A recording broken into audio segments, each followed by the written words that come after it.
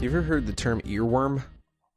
Yeah, it's when a song gets so like popular you just can't get it out of your ears. It's like worming its way in there. I didn't know that term before this weekend. Oh yeah, it's a weird term. Actually, there's a DJ that I like whose name is DJ Earworm, and he remixes pop music. Oh really? Yep. YouTube. Check him out, DJ Earworm. Is he any good? Yeah, do you like mashups? He does a lot of that. He does every year. He puts out a video that's called the State of Pop, and then the year number, and they're like 15, 20-minute mashups of a bunch of all of the popular songs of that year. Nice. Yeah, it's fun. Should we leave this part in?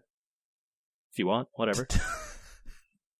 What is your earworm, Andrew? I'd never heard it before. Somebody wrote earworm song in a newspaper article I was reading. And the thing I thought about was Star Trek. Oh, yeah. Would they have literal earworms? Was it where it was like an ear beetle? Oh, yeah. Isn't it Hitchhiker's Guide where they put the little fish inside your ear so that you can hear things in other languages? Yeah. I don't remember the name of that fish. Babblefish? I think it might actually be Babblefish. Yeah, I think you're right. Because I think somebody made a company called Babblefish, and that was the logo. I think there used to be a search engine called Babblefish, and it went out of business very quickly. Like a worse Yahoo. Yeah, it was like the old days of the internet. It's too bad that didn't stick around. Welcome to episode 45. 45. Of We Were Gamers. This is a podcast where JJ and myself, Andrew, get together every week and we chat about what makes us past tense gamers, because sometimes we don't have time for all the gaming we used to do. Plus, we like to talk to each other about games and remind ourselves that we still love them. Yeah. And what better way to do that than by talking about them and not playing them? I'm telling you, one of these times we really need to do like a co-stream where we record and also, play something. Yeah, I just worry that would just be super boring because like it would just be you and I like cursing a lot about how bad we're doing. Okay, let's be honest about this. It's me cursing a lot and you getting frustrated about how much I'm frustrated. Yeah, that's a pretty common dynamic with us, I think. I feel that's a very honest interpretation of what goes on. I'm willing to take that. I'm not trying to say that you are bad or that I am good. It's just that you being frustrated frustrates me. Not that either of us...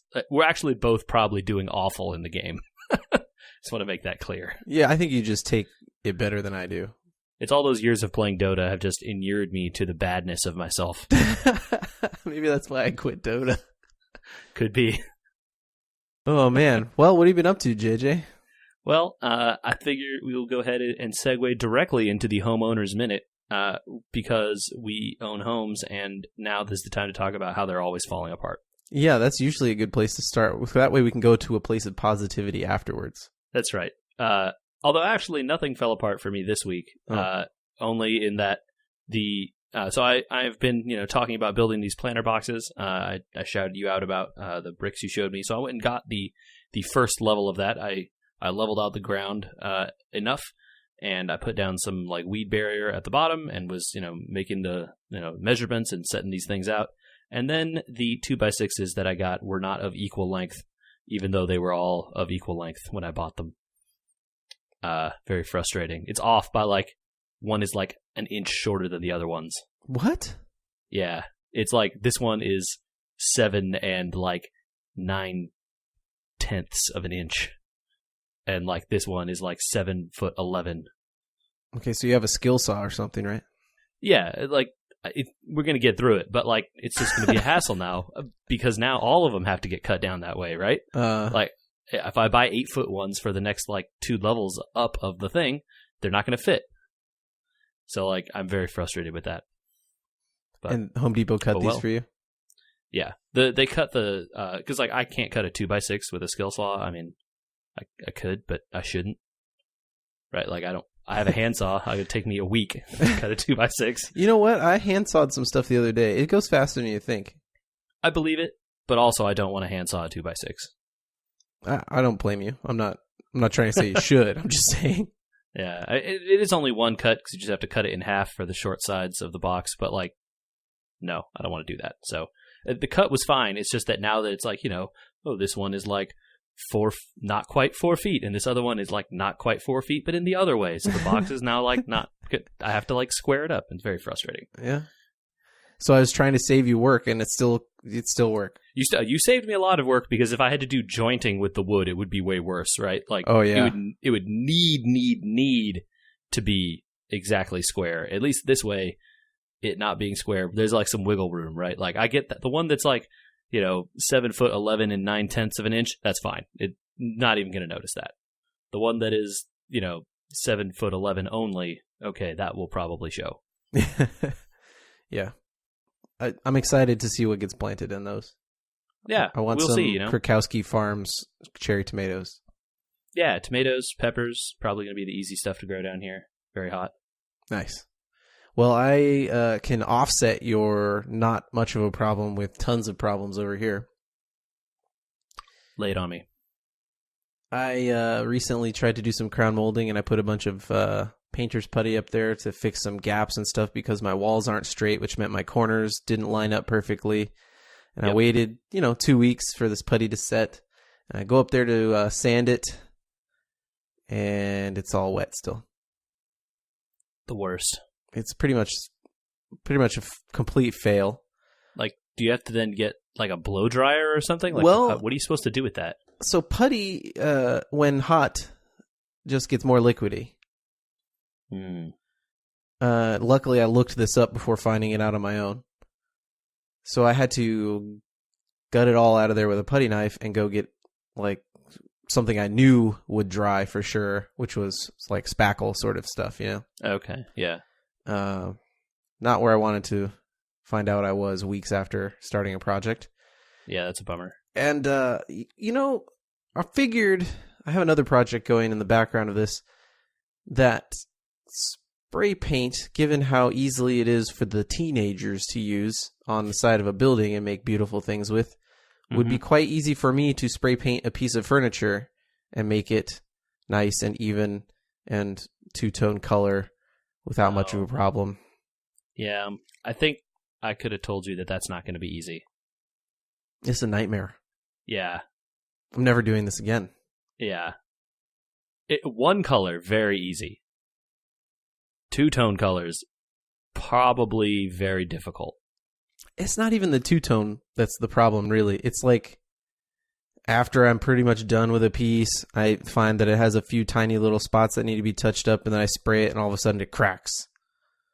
Or, like, I turn a piece over a couple days later, and to spray the other side of it, and I pick it up, and some of the paint came off. I'm, like, super confused. I don't know.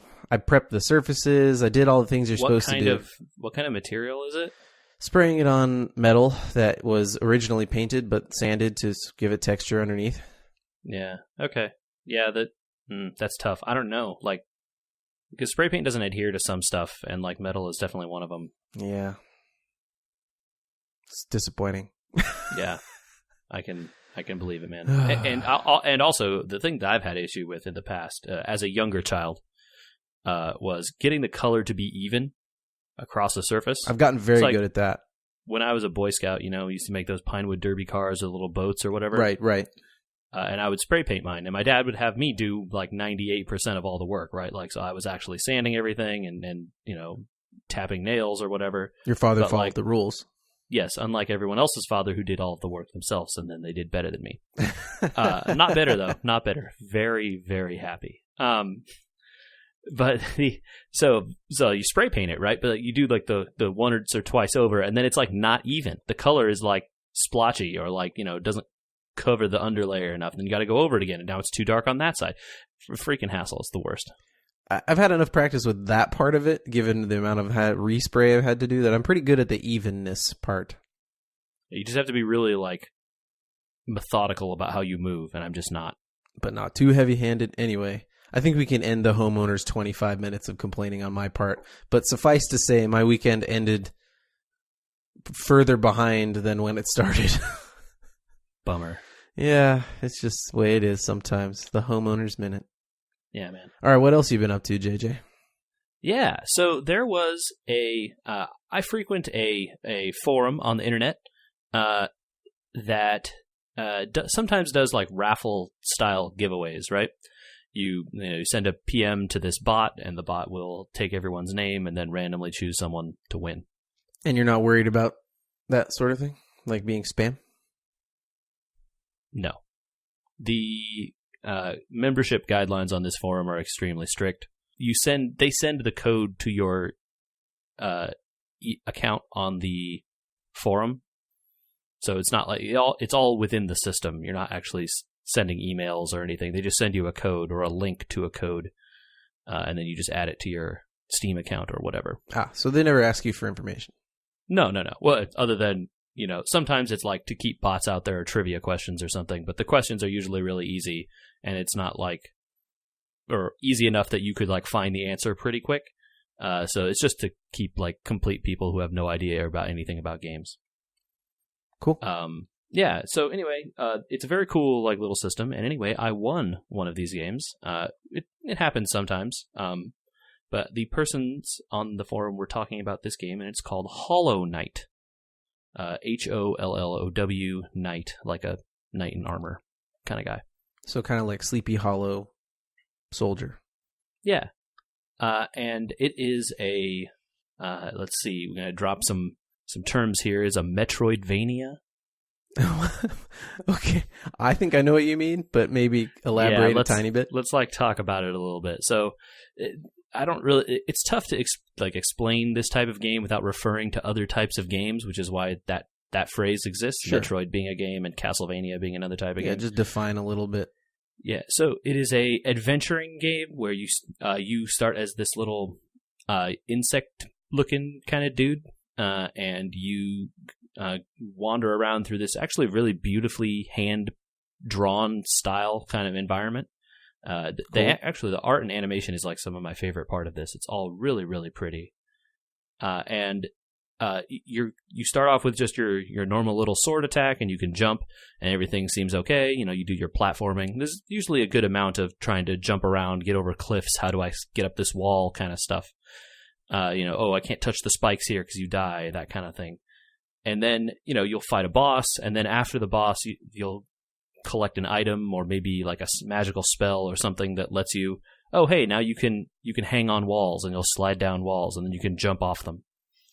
Oh, well, so now all of a sudden the areas that you can get to now are much bigger, right? You were wandering around this area before, but there was an entrance up at the top of that wall you could never get to. Well, but now that you can slide and jump off the wall, you can make your way up it. Aha! Nice. New places to go. So it's kind of like a lot of platformers, adventures where you keep gaining powers. Right. It's 2D, I guess. I should have mentioned that. Yeah, so it's all 2D. And then, you can upgrade you have you take 5 hits before you can die. Well, then you can get upgrades so that you take 6 or 7. Or there are other ones you can get a healing spell that if you focus all your energy, you can heal, or use it to shoot a fireball, and you just collect all these different powers along the way that you use for defeating bosses and finding new areas on the map to explore. Now, is this an indie title? It was a Kickstarter, apparently, at some point. I was not a backer of this Kickstarter, but apparently a lot of people on this forum were, and they were talking very good stuff about this game. This game is pretty similar to a game that I also like, which is the Castlevania Symphony of the Night, which I think we've talked about on here before. I believe a couple times. Right. So I am a big fan of that game. And so this game is really very similar to that game in a lot of ways. And I am really liking it. So apparently it did not get a lot of PR. So I want people to check that out if they have the time. It is a really, really cool thing. Nice. And I'm probably maybe 5 hours in or something, and I've already gotten, a second wall climb and another different kind of sword and all kinds of little stuff you can switch out to give myself new powers, and it is pretty cool. I hope people that are into that kind of stuff will check it out. Nice. And it's on Steam and... it is on Steam and coming to Nintendo Switch, apparently. Yeah, I don't know that it's on anything else other than Steam at the moment, though.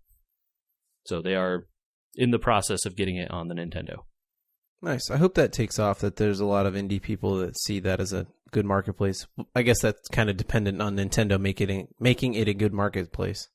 Yeah, because for the reasons we talked about before, right? Like you and I both liked the Vita for that reason.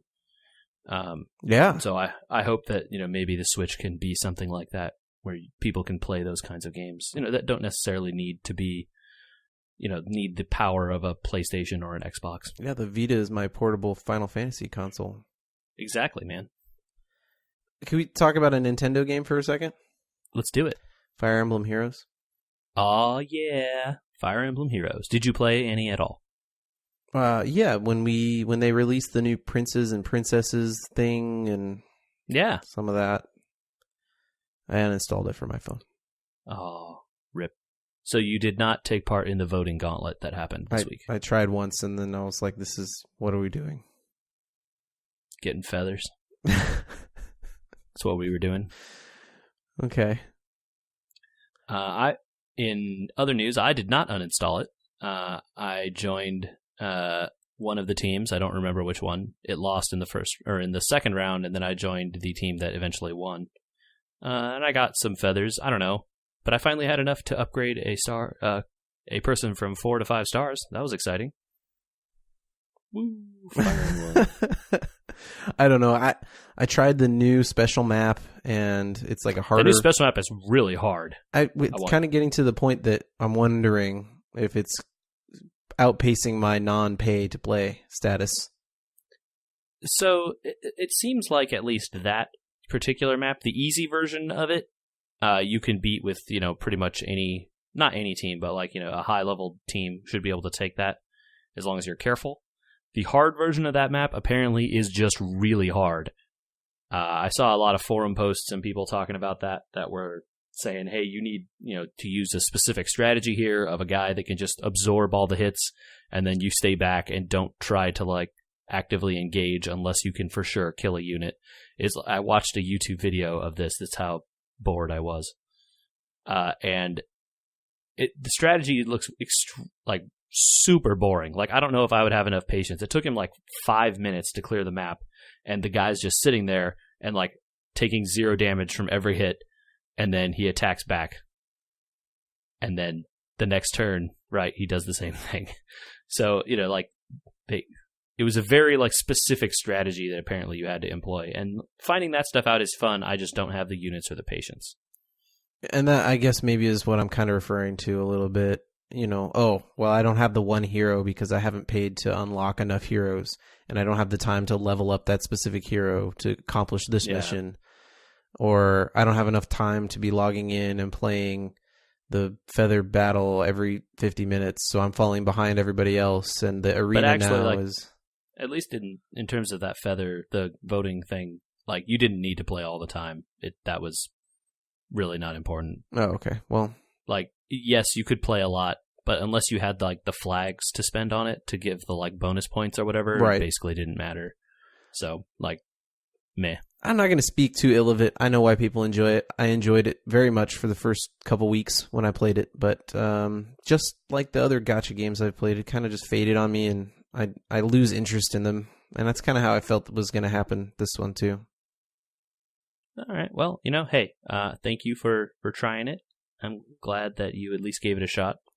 I am still enjoying it, but like I said, I'm definitely at the part where I'm in maintenance level now. I'm not out there grinding every day to try and push harder or anything, get more points or whatever. I just play when I feel like it, use the orbs on the things that seem good. Well, if I'm going to play something and play when I feel like it and do a maintenance mode thing, I think that I'm starting to get too many of those, and I think I've touched on that before. So I decided I'd rather do that with Hearthstone. Yeah, hey, that is a choice that you could make. Right. I still try to play that game frequently as well. I'm trying to play it a little bit more and more to beef up before this next expansion. So I've been doing my dailies again finally, rather than... Get that gold. That gold. Did you notice I think we talked about this last time, and I was uber cynical about it, that they brought back the heroic tavern brawl again for people to sink gold into before the new expansion comes out? Oh, yeah. We were both pretty clear that the heroic tavern brawl is dumb, and a person who cares about their free-to-play status in that game should absolutely never, ever, ever play it. It's just a bad deal, no matter what. Like, unless you are the most competitive Hearthstone player, which then you probably need all the cards to do, like, there's no way you could hope to come out ahead. The odds are just too stacked against you. I'm going to set aside Fire Emblem and start revamping my Hearthstone skills to see if this new expansion is going to keep me or if I'm done after this new expansion.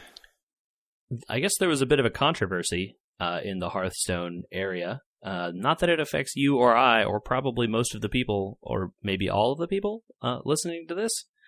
They changed the prices for packs in other countries. What? Yeah, so apparently prices moved around due to, apparently, according to Blizzard, currency valuation changes. Oh. And so pretty much universally, the price of packs went up everywhere else in the world except for North America. All right. Interesting.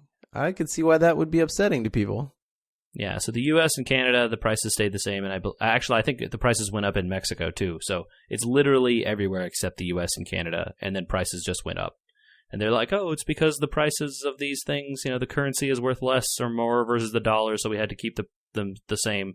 Except that, like, in those other countries, obviously those people, like, their price of living didn't change, right? It's just the cost of this game going up as far as they're concerned, right? It's like, just because their currency changed versus the dollar does not affect their life, right? You don't get a raise overseas to get more euros just because your currency is not as good, right? That's not how things work. Do you think that they make more money in those places already, and maybe they're trying to squeeze a little bit more? No, I think they're doing this just to get more money, period. Like, it has nothing to do with them. Like, the currency stuff is the reason to do it, but hey, guess what? The price is never going to go down if the currency goes down, right? Right.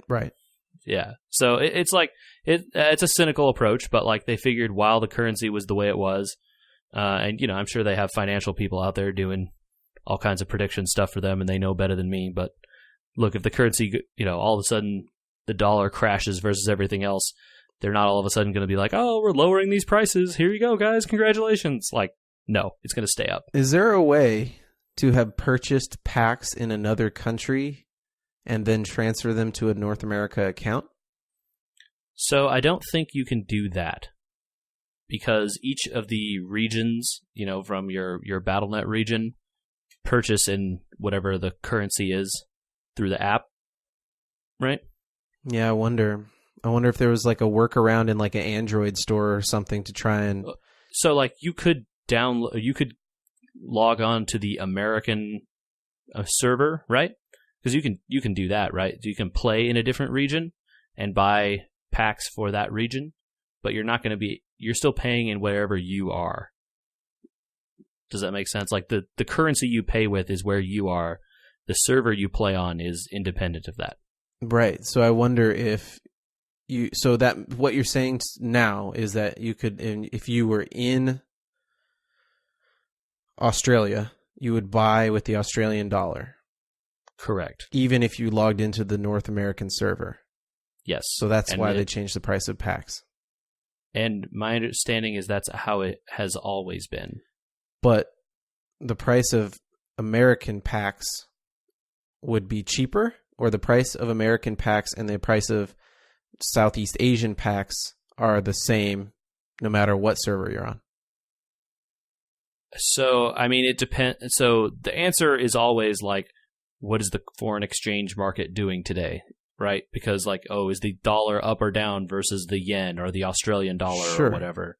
And so I guess, the numbers that Blizzard had set way back when for pack prices had apparently changed enough that they decided to change the foreign currency values also. Okay, I'm less cynical about this, realizing that in theory you could log into your North American account and pay with yen, and you'd be getting either a discount or not. So you could but you would have to be in Japan to do that.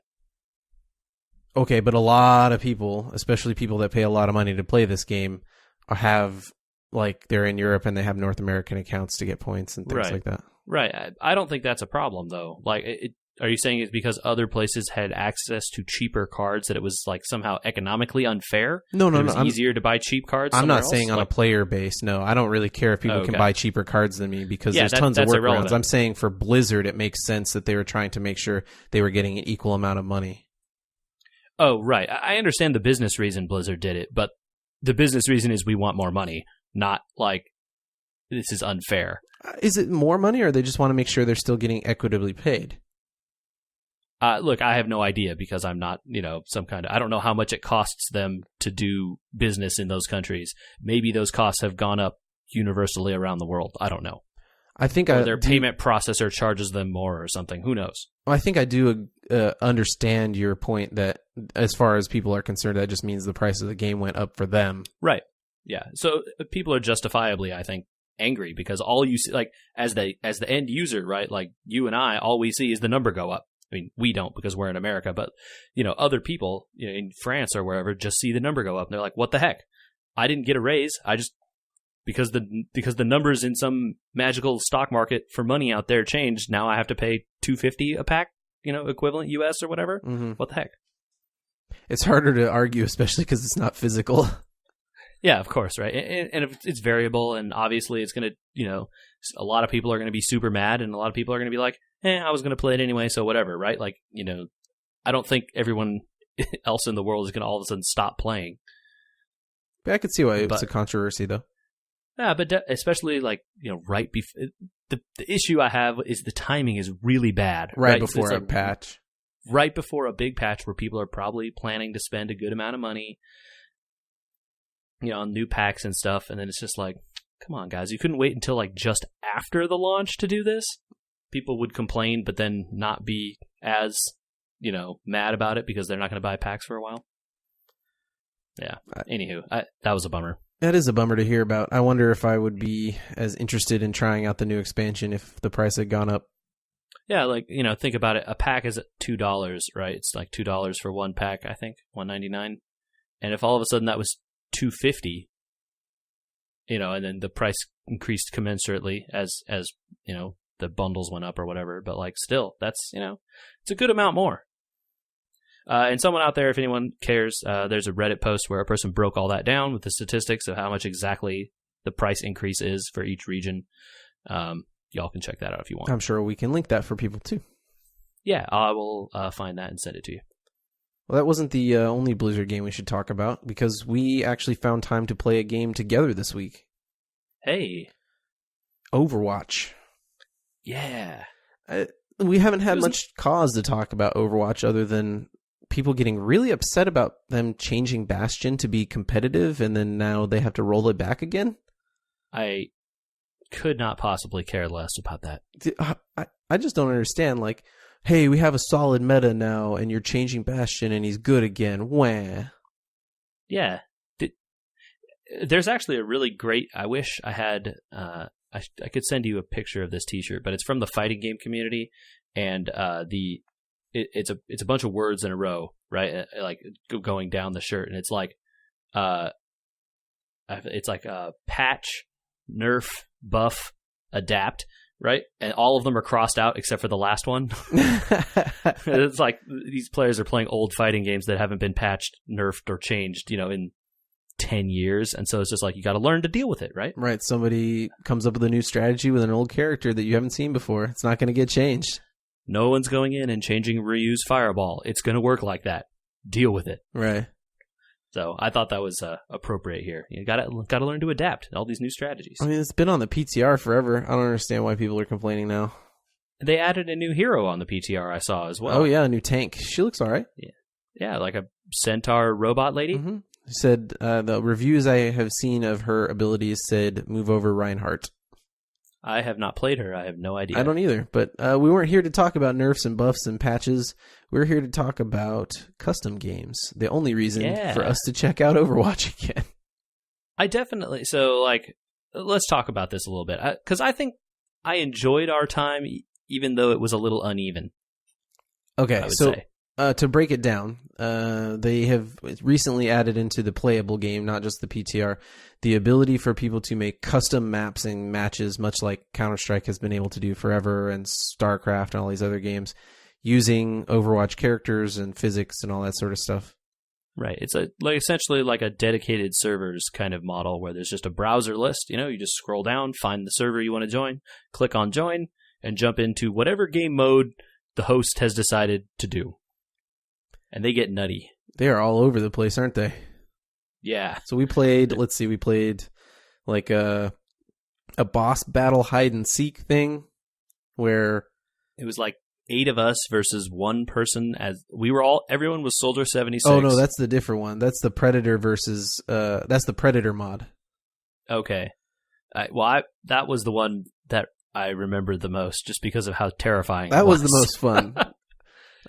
Everyone is Soldier 76, and then one person is Sombra, who can be invisible like all the time, I guess, and is like super fast and crazy. And then everyone else just kind of has to try and stick together while everyone is being murdered every time you turn a corner. It was pretty fun. It was pretty great. Yeah, Sombra's abilities are basically almost always on. She has to decloak every few minutes or whatever. And yeah, it was terrifying because your health as 76 is also cut in half. And also, there's a bunch of you, but it doesn't help when she is way, way faster. Oh, she's lightning fast. So all you can do is kind of like lay down fire and hope you're hitting her, but she's already behind you. That was a great mode. And also the audio in that mode is crazy because you just hear it going off around you all the time. Yeah. And you're like, am I being, oh no, oh, turn around, oh god, oh, other side, they're after me. Yeah, terrifying. Yeah, or you'll see a 76 go through into a room and he's dead all of a sudden, and the rest of you just stop. It's just like, start shooting, but obviously shoot the she's door, gone. But we can't see anything there. That was a pretty great mode. I would say that was easily, hands down, the most memorable one for being fun. Definitely. The most memorable one for being boring was the one where you and were playing either Reinhardt or Mercy. Yeah, that was a weird one. And Reinhardt and Mercy had massive health pools. Right. So against every single other person on the map. So that is supposed to have been, and was not marked as a hide and seek game.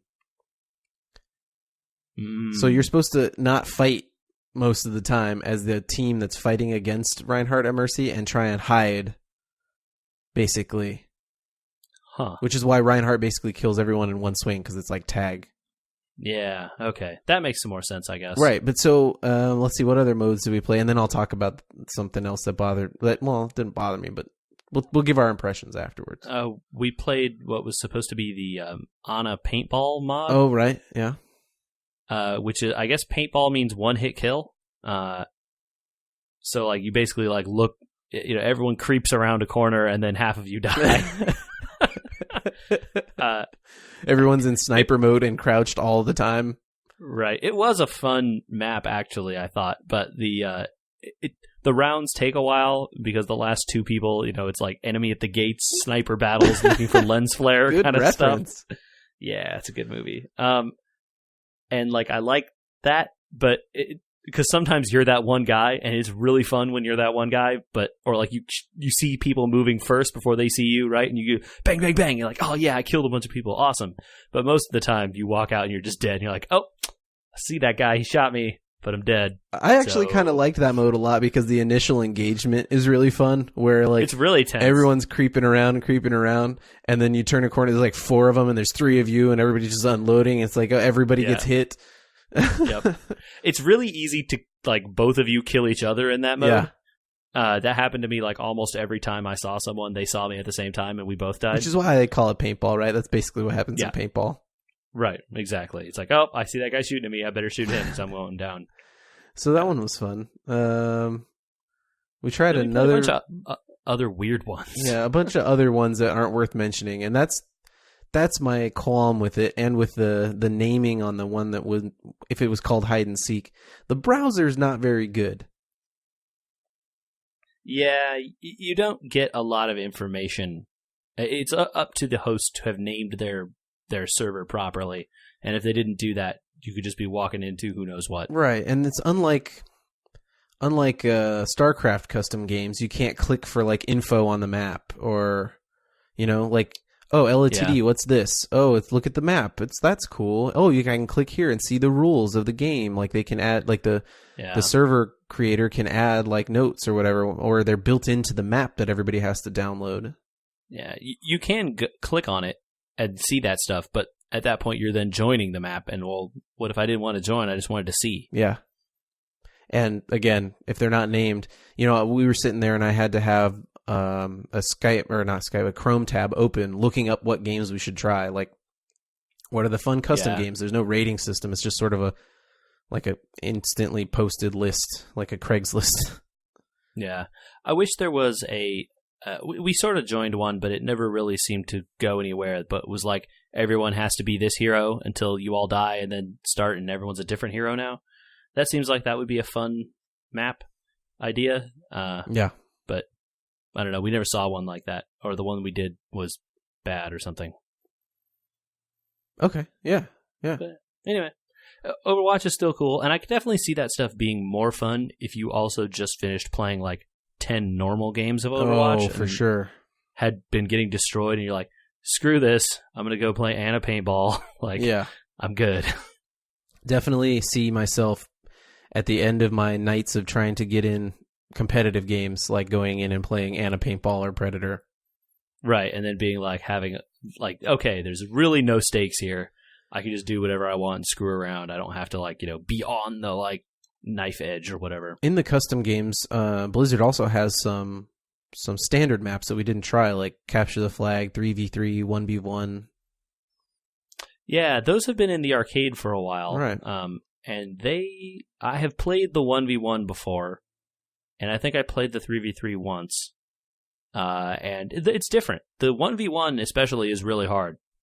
I mean, I guess that makes sense, but it really is tough. You will just die over and over and over. That was my experience. Yeah, but you do get loot boxes for it, so I may try those out. When you win. Oh, boy. Yeah. You do get experience, so the normal leveling process, but you're not going to do a lot of leveling if you just get shot in the head and die in 2 seconds. So, well, I would say that the Overwatch custom games have enough pull to get somebody back, especially if they support it and they try to do some more for the browser. So keep up the good work on that one, and I encourage people to try. It's definitely cool. I think people should check it out if you like that stuff for sure. I read a news story, JJ. Okay. Something I thought I had heard before, but was confirmed in the new Breath of the Wild game. Ooh, okay. Zelda. Your items break. Oh, I knew that. Yeah. You did not know? Well, I read an interesting story. I thought some items broke and not all of them, but apparently it's all of them. There are some unbreakable items. Okay, but 99% are breakable. Most of the items in the game will break. A guy was writing an article about the amiibos and how you can, if you tap them enough times, eventually maybe get some sort of super rare items from the game. Yeah, I believe the amiibos you'll tap and they'll drop a treasure box with stuff in it. Yeah, and usually it's just like potions and things, but sometimes you'll get, or like a clothing item that looks like something from that game or whatever. Right, or from other games. Yeah. But sometimes you get like Ganon's sword or something super uber rare, but it only gives you 100 hits on it. Yep. It's kind of reminded me of something. I wanted to have a little philosophical discussion with you about RPGs, because we kind of talked a little bit about RPGs last week too. Yeah. Items in RPGs. How many times do you end up at the final boss of the game and you've still got like 99 mega elixirs because you've been working on your stash of regular elixirs because you never knew when you were going to need your mega elixir? Yeah. So at least in terms of like Japanese RPGs, I definitely have that issue. The games also tend to generally make it easy for you to do that. Like you can just buy potions for essentially negligible cost, right? And you just fill up your inventory with 99 potions because whatever. They cost $5.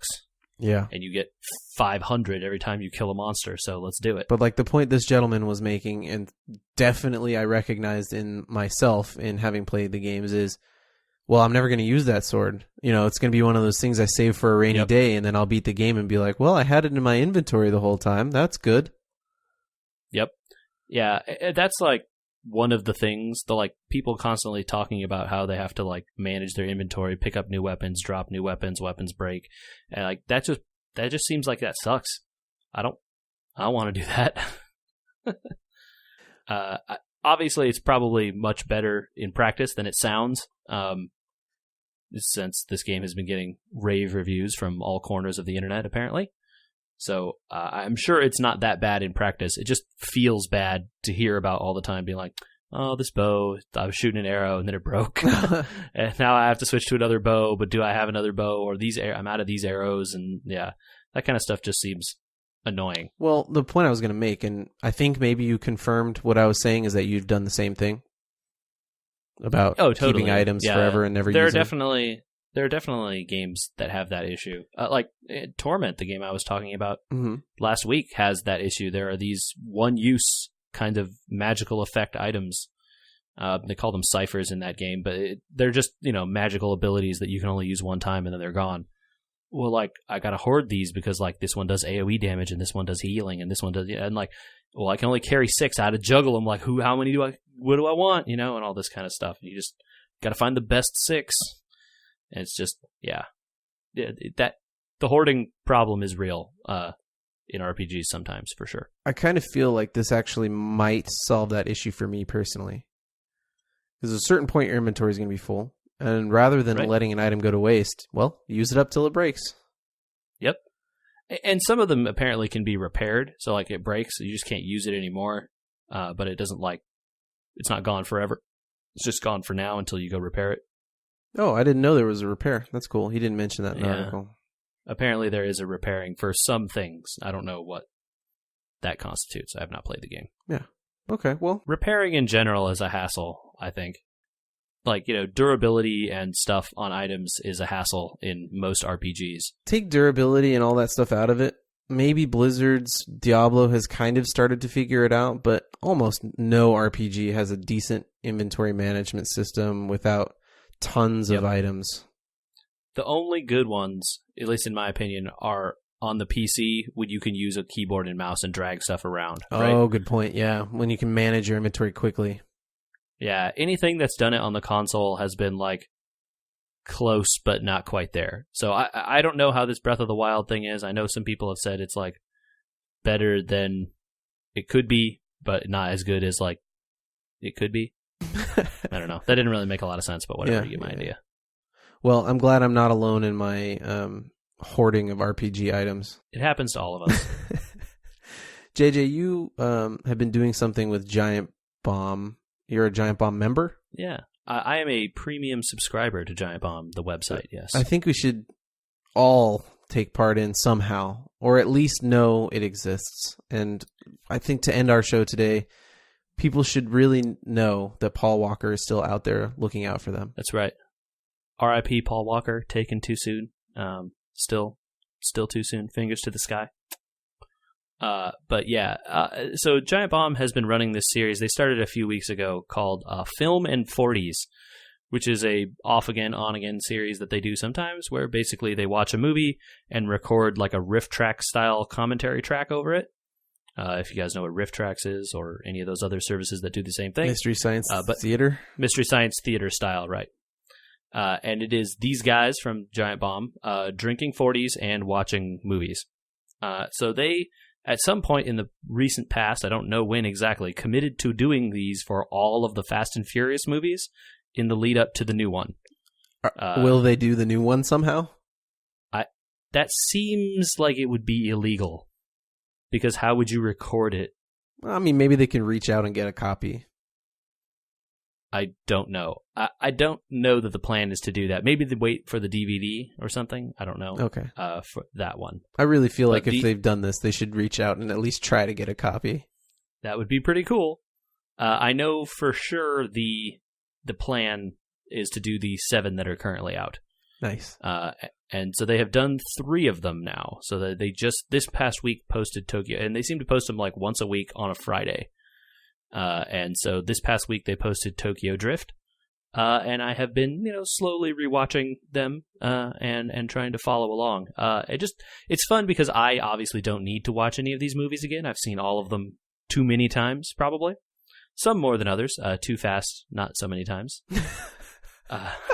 But I'm still shocked you like Tokyo Drift more than Too Fast. I like Tokyo Drift. Too Fast is one of the worst movies. Oh my god, it's so bad.